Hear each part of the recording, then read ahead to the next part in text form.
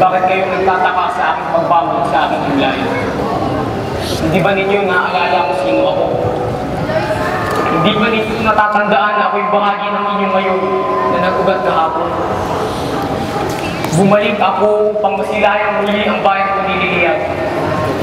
Bumalik ako pang itambana sa puso ng bawat isa ang aking kasaysayan.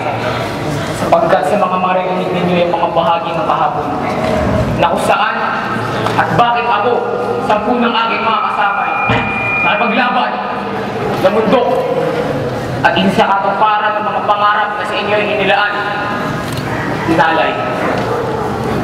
Umipay, senyora! Umipay! Tungkod! Baston, senyor! Umipay! Tungkod kay Rian! Sandali lang po, senyor! Lahat ng mararangal na hanap buhay ay nais kong pasukin, mabuhay lamang kaming uli ng magkakapatid. Hindi ako nakapagtapos ng pag-aaral. Salamat na lamang at tinuruan akong bumasa ni Inama. Si Inama, umagang umaga. At Ama, umaaga rin binawian ang buhay. Kinaguyod ko ang aking mga kapatid. Kapag ako'y nagpapahinga, wala akong ginawa kundi bumasa ng mga aklat. Mga akda ng may akda. Mga talambuhay sa kabayanihan na nais kong pamarisan. Heto ang aklat na kailangan ko. Ang Les Miserables. Ginising mo ang pagnanasa ko para sa kalayaan. At doon nga matapos kong namin ang nilalaman ng Les Miserables. Pumasok sa puso ko't isipan ang malinaw na nawawalang bahagi sa aking katauhan. Ang pagkauhaw ko sa kalayaan. Nakita kong lahat ang kaapihan nila sa mga Pilipino. Lahat ng kaapihan na nagpudyok sa akin para mabuo ang katipunan ng mga anak ng bayan. Mga revolusyonaryong maghihimagsik. Anong sabi mo, kapatid na Pio? Pinababatid ni Gato si Rizal na hindi pa panahon para tayo maghimagsik. Sinabi niyang mahina pa ang ating pwersa. Hindi! Buo na ang aking pasya. Himagsikan! Pugalawin! Kalayaan! Mabuhay ang Pilipinas! Sigaw na naririnig sa Pugalawin. Sigaw na umalingaw-ngaw sa buong kapuluan. Sigaw na ubod ng lakas na dapat lamang ay ang mga revolusyonaryong maghihimagsik ang makarinig. Ngunit, isang kalahi kong nagbulgar. Ang sigaw ay nagbistulang batingaw. Sigaw na naghudyat ng madugong pangkibaka. Unti-unting nagising ang mga mamamayan.